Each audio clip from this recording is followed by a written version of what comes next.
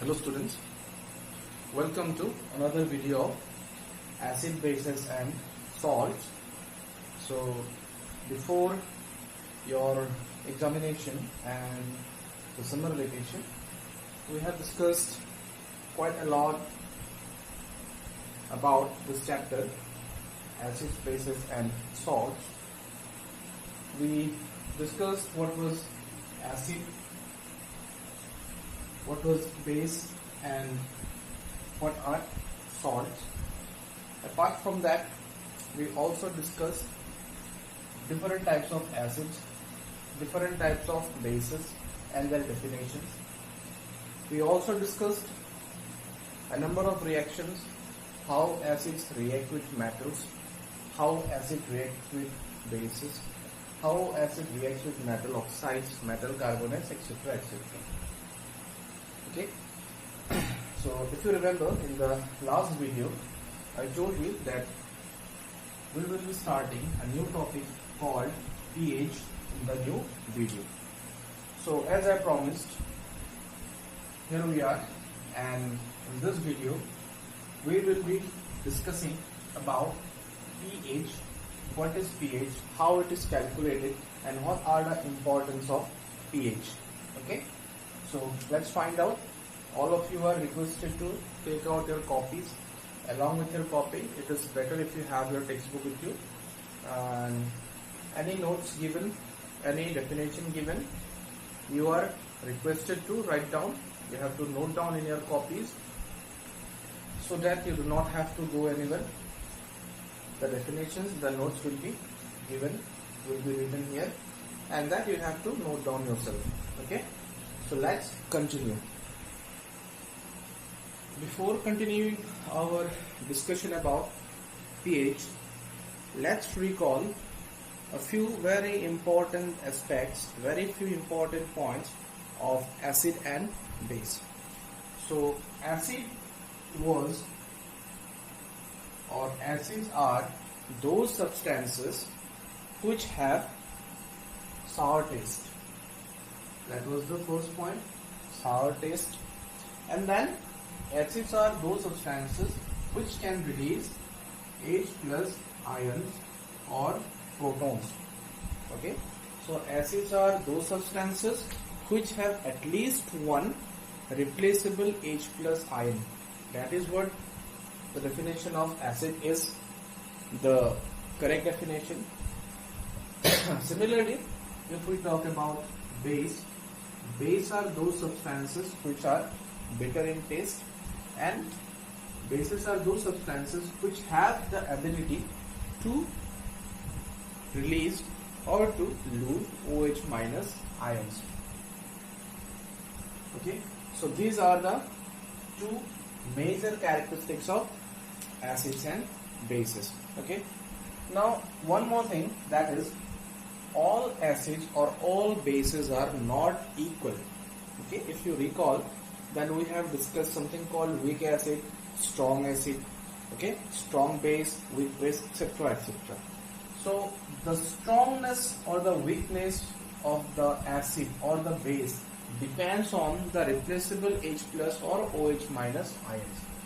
So if we talk about acids, we have some mineral acids, we have some organic acids, and those mineral acids and the organic acids, they have different strength. Some of the acids are strong, that means all the H plus ions can be replaced, whereas some acids are weak. Okay, in those acids only a number of H plus ions can be replaced, and so on. So depending on their strength, they have different pH values. So what is pH value? pH value is a scale which measures, okay, which measures how much strong or weak an acid or a base is. So pH is a scale. Okay, pH is a scale. Scale of what? Scale of measuring. Scale of measuring strength. Strength. Scale of measuring strength of what? Of acid and base. pH is a scale of measuring strength of acid and base. Okay, so we can also say that pH scale is somehow a way to compare. Okay, so pH scale is somehow a way or a means of comparing the strength of acids and bases. Now I will draw a diagram which is also given in the book, and with the help of the diagram we will try to understand how this thing called pH works. Okay, so let me draw the diagram first. So we have the diagram with us. Okay, so this is basically the pH scale. So as you can see, the pH scale ranges from 0 to 14, and at the middle we have 7. Now let's try to understand the diagram. So this range, which is from 0 to 7, this is actually the range for acid, and the remaining part from 7 to 14, that range is for base. That means anything whose pH lies in between 0 to 7, they are called acid. Say for example you have a substance and whose pH is somehow 2, so that will be called acidic.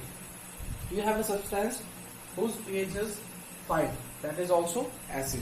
You have a substance whose pH is 7, that is neutral. So 7 is the neutral substance. 7 is for neutral substance. So other than 7, 2, 4, 5, 6, etc., these are all for acids. Now see here. As you can see, in this particular rectangle, I have divided the whole rectangle into two equal. I have drawn a diagonal and I have divided the rectangle into two equal parts.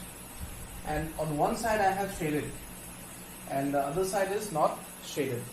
Now that side which is shaded is for H plus. It means this entire part is for H plus, and the unshaded part is for OH minus.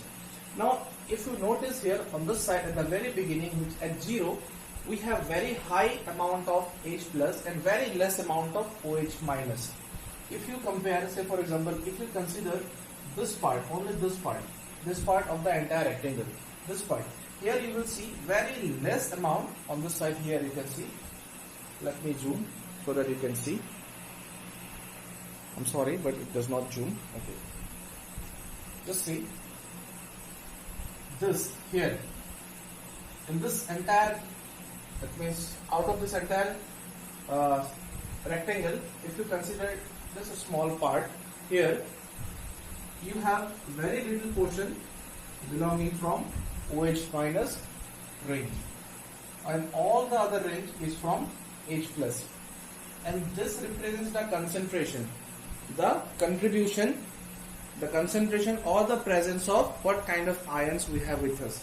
So if you consider only this part, you will see that here we have a lot of amount of H plus, whereas we have very less amount of OH minus. Let me give you a number so that it becomes easier for you to understand. Say for example, in this area, in this range, we have, say for example, 95 H plus ions, and compared to 95 OH plus H plus ions, we have got only 5 OH minus ions. Where? On this part, on this side, at the very beginning, around 0 or in between 1, 0 and 1, in between 0 and 1. In this entire range, which lies between 1 to 0, we have very high concentration of H plus ions and very less concentration of OH minus ions. We know that H plus ion is released by acids. So definitely this range will belong to H plus ions or the acids, because more is the acidity, more will be the H plus ions, and less is the basicity, less will be the OH minus ions. So this particular range, which is from 0 to 1, that means it completely goes to the acid. So anything whose pH lies between 0 to 1, it is totally acidic. So like this, if you compare, then at 7 you will see something different. At 7, this particular range, if you observe, you will see almost same number of H plus ions and OH minus ions at this particular range. I am talking about 7. From 0 to 1 or 0 to 2, 0 to 3, 0 to 4, up to 5 the story was different. Up to 6 maybe, up to 6, up to this part, we had more amount of H plus ions. At 6, the story might have been like this. At 6, we may have 60 H plus ions and 40 OH minus ions at 6. Still, since the number of H plus ion is small, it is acidic. But at 7, what is happening? At 7 pH, we can see same amount of H plus on this side and same amount of OH minus on this side. That means at pH 7, say for example we have 50 H plus ions and 50 OH minus ions. Same amount of H plus and same amount of OH minus. That is why it is called neutral. So any substance whose pH is equal to 7 will be called neutral substance or neutral solution. That is why 7 is considered as a neutral pH. Now the story changes as we move further from 7 to 14. Now if you compare at this particular range, say for example at 14 the story is very different. At 14 the story is entirely different to what we have seen in this range 0 to 1. At 14 what is happening? At 14, at pH 14, for H plus the concentration is very less. Okay, the area as you can see here for H plus ion is very less. Say for example only 10% or 10 H plus ions. Whereas for OH minus, the remaining area belongs to OH minus and the concentration of OH minus may be up to 90% or more than 90% as well. So this area it completely belongs to the basic solution.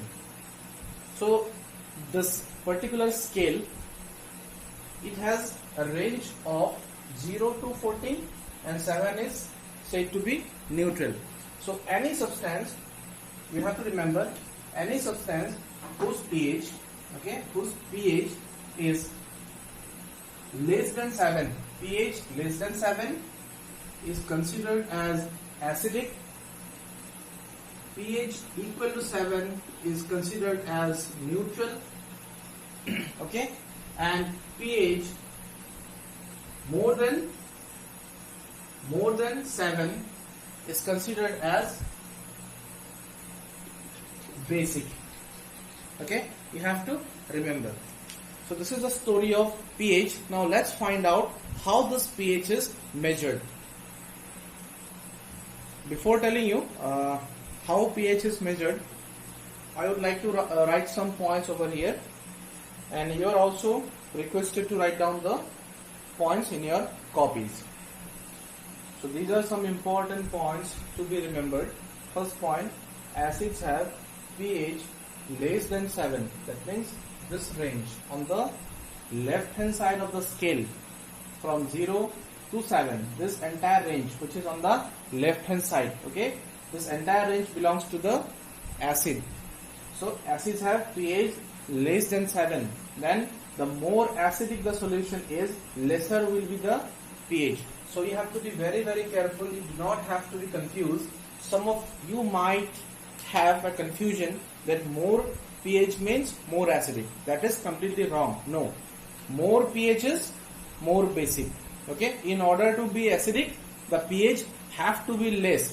Okay, so more acidic a solution is, lesser will be the pH, as it is written in the second point. Then neutral solutions have pH equal to 7. Why? I told you at this particular range we have same concentration for H plus and OH minus, and both H plus and OH minus neutralizes each other well.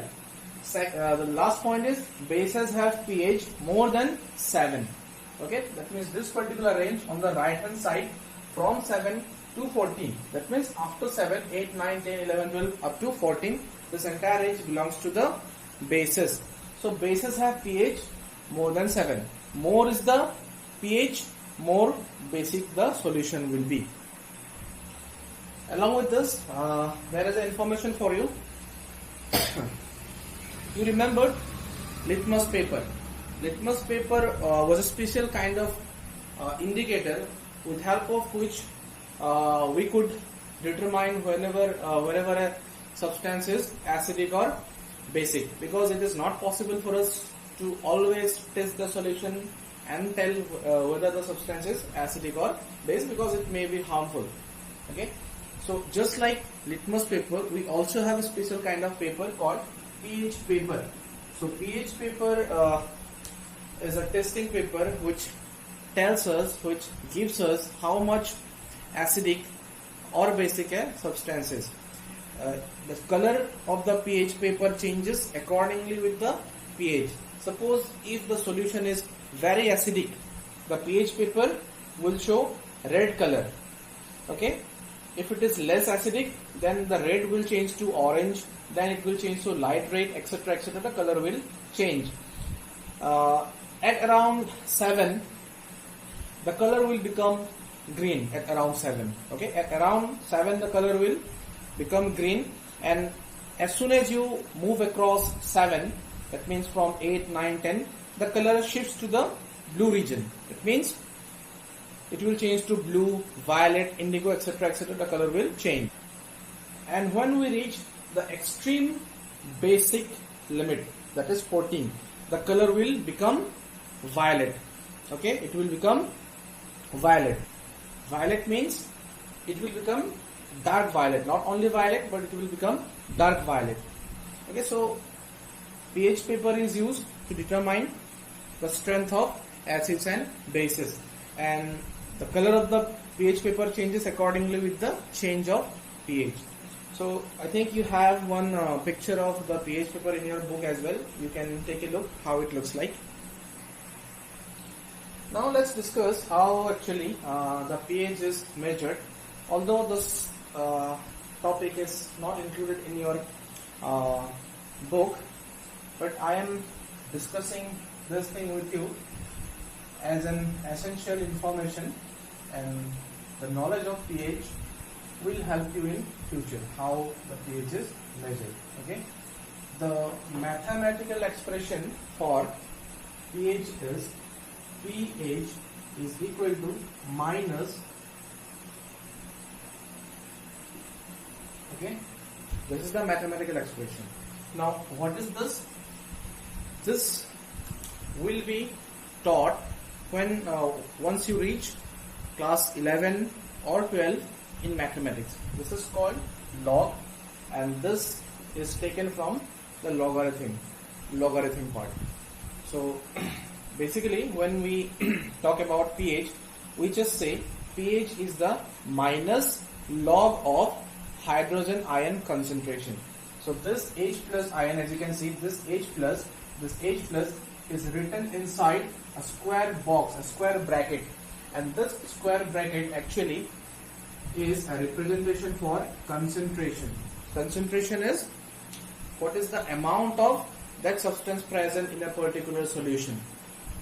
Okay, when you choose to go for science in class 11, then we will learn different terms to express concentration. Say for example, you have a glass of water. Okay, in that glass of water, suppose you mix 1 teaspoon of salt. You mix it, you drink it. You can tell the intensity of that solution, how much intense, that means how much salty the solution was.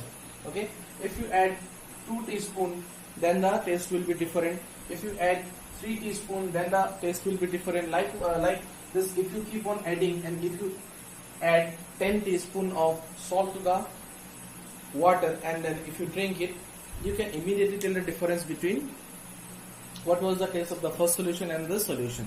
That means with addition of more and more salt, the concentration of the concentration of the salt was increasing in the solution. In the first case, when you added only 1 teaspoon of salt, there the concentration was less. Whereas in case of this solution where you added 10 teaspoon of salt, here the concentration is very, very high. So the concentration for your level, you just think concentration like a term which tells us the presence of a particular substance in a solution. More concentration means more presence of that substance in the solution. Less concentration means less presence of that substance in the solution. Is it clear? Okay. So pH is minus log of hydrogen ion concentration.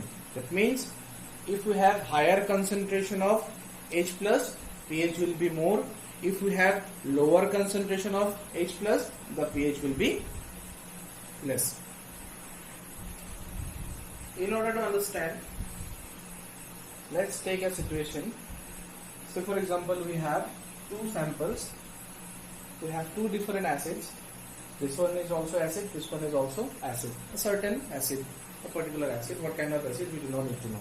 That is none of our business.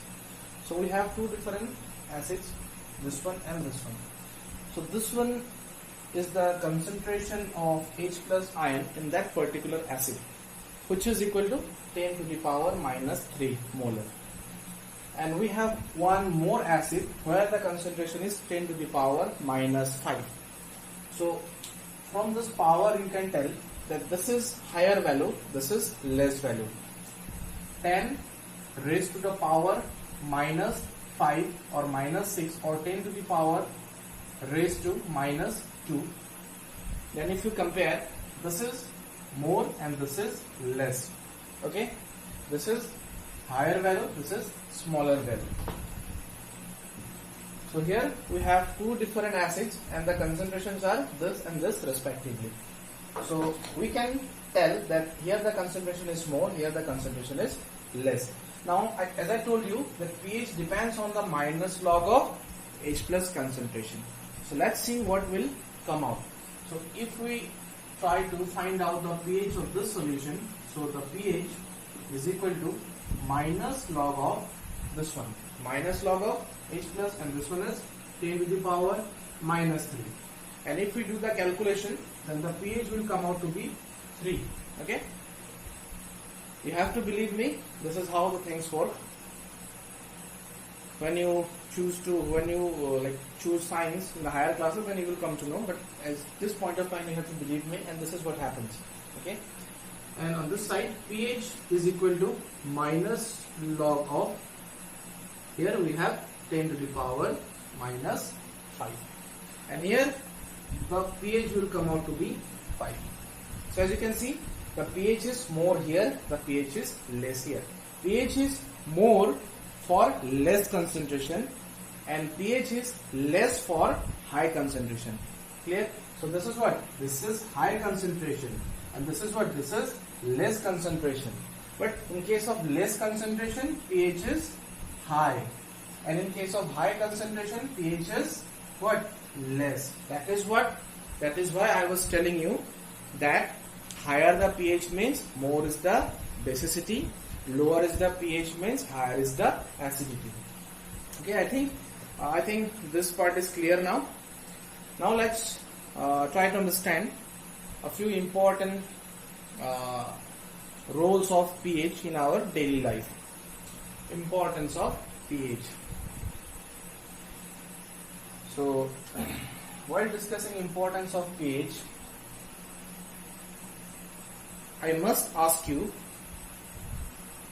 if anyone of you have any issues regarding your stomach, that means if anyone have the problem of acidity or gastric, you will have the knowledge how it affects. Okay, gastric is, okay, let me tell you from some biological aspect. So as you know, when we eat our food, it goes through a number of processes which is called digestion, and the food that we actually eat is processed and the energy is obtained from the food. The digestion starts as soon as we chew it, we eat it, and it passes through our mouth, tongue, esophagus, and ultimately it reaches the stomach. Okay, so the main process starts at the stomach. Our stomach is made up of very thick wall, and there are some small glands in the stomach, okay, which secretes acid. What kind of acid? Hydrochloric acid. And that hydrochloric acid is very vital, very important for the entire digestion system. First of all, if the food contains any bacteria or any harmful microbes, it will immediately kill the microbes, because it is acid, HCl, and the acid that is produced by our stomach is not the diluted acid, the concentrated one. So as soon as it comes in contact with the food, it will kill all the harmful microbes. So first of all, it kills all the microbes, that means all the harmful microbes. Second thing, it gives a medium for the enzymes to work. So this HCl, which is secreted by our stomach, is very vital for the entire digestion process. But what happens if we remain empty stomach for a longer period of time? Our stomach, it never stops secreting the acid. If we remain empty stomach for a longer period of time, it will start damaging the inner wall of the stomach, and this is what we call gastric. When the amount of acid is more inside the stomach, we have some acidity issues, okay, like we will have some irritation, okay, the stomach will be upset, and there are many problems related to this one. So that is because of all pH change. Our stomach is at a certain pH value. It is neither acidic, neither basic. It is in the range which our stomach can bear. Okay, if the pH level changes, more acid means the pH will drop. Okay, initially if the stomach was at pH of 6, as soon as more amount of acids are being secreted, the pH will drop. So the pH may reach to 1 or 2 or 3, whatever it may be. So when the pH changes, the pH drops, our stomach feels upset. Okay, so in order to make it up, in order to balance it, we need to take antacids, or very famous antacid is milk of magnesia. Milk of magnesia is what? A base. Okay, so in the pharmacies or in the drug shops, you will get a number of antacids very easily. There are a number of brands like Polycrol, okay, like Algel, like Digene, like Eno, a number of different antacids, and all the antacids, they work on the same principle. All the antacids are nothing but base. As soon as you take the base will neutralize the excess acid which is present in our stomach, and it will increase the pH of the stomach. As a result, it will give us some relief. So this is the importance of pH in the number one. We will write in the digestive system, or in the digestive process. So the process is very well explained in the book itself, so I will not discuss any more here. You just go through your book and try to understand. Next thing is also related to one more very important part of our body, that is our teeth. Okay, many of us may have the tooth decaying problem. So with ages, with time, what happens, our tooth, it develops a certain gap, a cavity. So that cavity, it keeps on developing, and this cavity ultimately leads to tooth decay. And this tooth decay happens for a region, okay, inside our mouth. Okay, inside our mouth, the pH is level maintained at a certain level, and if the pH is disturbed by some because of some reason, then the tooth decay starts happening. And tooth decay, it happens when the pH of our mouth is slightly acidic. Okay, so you know that our mouth, it contains a number of bacteria. Some are helpful, some are friendly, some are harmful, etc., etc. So those bacteria are present inside our mouth, and when we take food, the leftover of some food, it may stuck in the gap of the teeth or inside our mouth, and those leftover food are the food for the microbes, for the bacteria. And during the process, those bacteria, while attaining food, while creating their food, they releases acid, lactic acid, or different kind of acids. Okay, so those acids, what they will do, they will start accumulating in our mouth, and those acids will increase the pH of our mouth. So as soon as the pH of our mouth drops, the tooth decaying, it starts. So it is very essential for us to maintain the pH inside our mouth as well. Otherwise, we will be having issues with our teeth. So second point, we will write pH change or change in pH cause tooth decay or dental problems.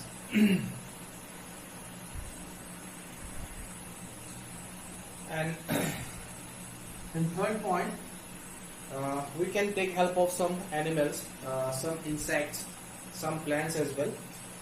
So there are a red type of ant, okay, a red type of ant, which is very easily available on the mango trees. They make a very large nest and they lay white colored eggs, and people's they eat those eggs, okay, the ant eggs. So those ants, they also produce a special kind of acid in order to defend themselves. In order to self-defense, they also produce an acid. They produce acetic acid. Okay, apart from those ants, honeybee, it also produces acid for self-defense. Not only honeybee, but the hornet as well. They also have acids in their storage. So when they have to defend themselves, they will bite and they will insert a certain amount of acid inside the attacker. Okay, so that it can defend itself. So pH plays a very important role, and apart from that, you also know that pH plays a very important role in the field of agriculture. Okay, in the field of agriculture. Okay, how it helps? In order to grow crops or vegetables or any plant, the soil should be in a good pH range.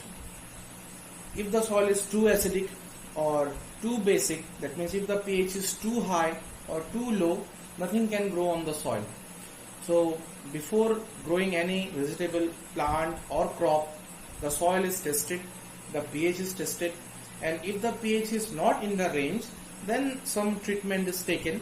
And what kind of treatment is taken? I think you have already learned in the lower classes of class 8, 7, 6, etc., etc. Okay, so we will not discuss it again here. So these are the importance of pH in our life. Okay, so the last line, the third point I will